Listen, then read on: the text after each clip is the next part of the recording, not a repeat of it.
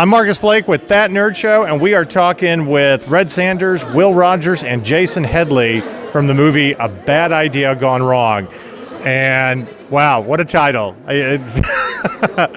Now, yeah, right. There is like no good starting point. It just keeps getting worse down the line. All right. But you've put this movie into a burglary or a caper, which means that it just every little thing can possibly go wrong, right? It's people who have no business getting into a life of crime, attempting a life of crime, but then from there it becomes a story about, I would say it's about three people who are stuck in their own lives who end up stuck in the same house, and so they kind of have to get unstuck in all the different ways. Right, kind of forced to confront their own issues with each other. Exactly. Yeah.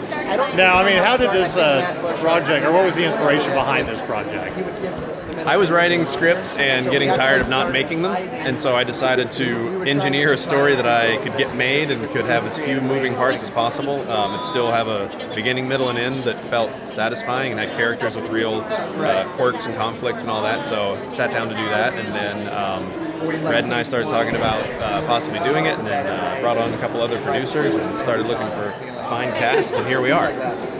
Yeah, I mean, did they just have you at the title? Like, you heard the title, like, that sounds like a good movie to do? Well, the title piqued my interest. I was interested in how bad I could get, and but then reading the script and talking to Jason just sounded like a lot of fun. Characters who they have no idea what's going on themselves. They at times know less than the audience, which is always a fun thing to have happen in a movie and to play. Now, I mean, there's been some comparisons to Kevin Smith films, and I'm assuming that it has a lot to do with dialogue. Great dialogue can make or break a movie. Would you agree? Sure. Yeah. We got some chatty characters. We got some good witty repartee going on for sure. Was that the toughest part in writing the screenplay? No, that's what I actually enjoy that. Like for me, sitting and putting two people in a room and making them hash out their differences can be a lot of fun. Actually, there's one scene in the movie that's 100% exposition, and it's like 3 or 4 minutes. It's one of my favorite scenes because I feel like people are trying to figure out what's going on, and so you can have two people sitting and talking, and it all just works out. There's enough jokes and all that. Mm-hmm. Right. So what's next for A Bad Idea Gone Wrong? We're playing tomorrow. Yeah, we're playing tonight. Yeah. We're playing tomorrow. Yeah. Are you off to any other film festivals? We are. We're talking to a lot of places, and we have a place. I didn't even talk to you about one, but we're hustling. We're on the go. Yeah. Note to self. Jason's house. Yeah. We're gonna play there. Yeah. And we are working on distribution deals right now, and see where it comes in. Will, this one's for you. Do you like doing more of a comedy or more of a drama as an actor?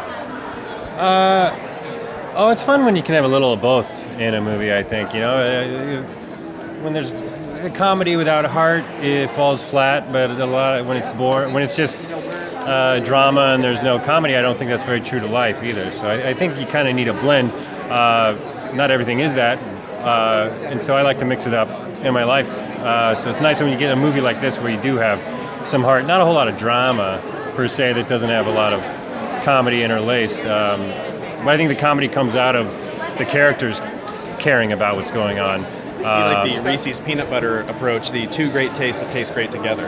Yeah, exactly. Yeah. We're sponsored by Reese's peanut butter. So we have one question that we ask all of our filmmakers at the end of our interviews. Red's already been asked, so he's prepped. He gets a do-over on this. Yeah. Okay. All right. We're gonna re-ask the question to you. If you could be a superhero or supervillain, what would your superpower be and why? Batman, because he's got all the awesome cars. No superpower. You just want the gadgets and the cars. Yeah. Well, and flying's cool. Okay. How about you, Will? I would be Superman because I think phone booths need a comeback vehicle, and I would like to make that happen. Superman's a great marketing tool to bring that back. Right? I think so. It get kids interested in phone booths, and that's really where you got to start. You're like, what That's a are terrible these? idea. So I have to be an existing superhero, or I can make. I think I cheated. What would your Well, we both- superpower be? Yeah, I just would like to be able to remember people's names. That's all. Oh, yeah. Yeah, I want to do it. It's right been with that. it's been great working with old so and so and Captain here, but yeah. Chief and the big guy. You know, it's a good, simple answer. Yeah. We asked Judge Reinhold the other night, and his answer was simple. I want to be able to walk through the airport and TSA just look at me, that I'm a good guy, and give me a high five. Wow. You can pre-check. It's pretty close. Yeah. Yeah. Well, good luck with the film. Thank you for interviewing with That Nerd Show, and you guys have a great festival.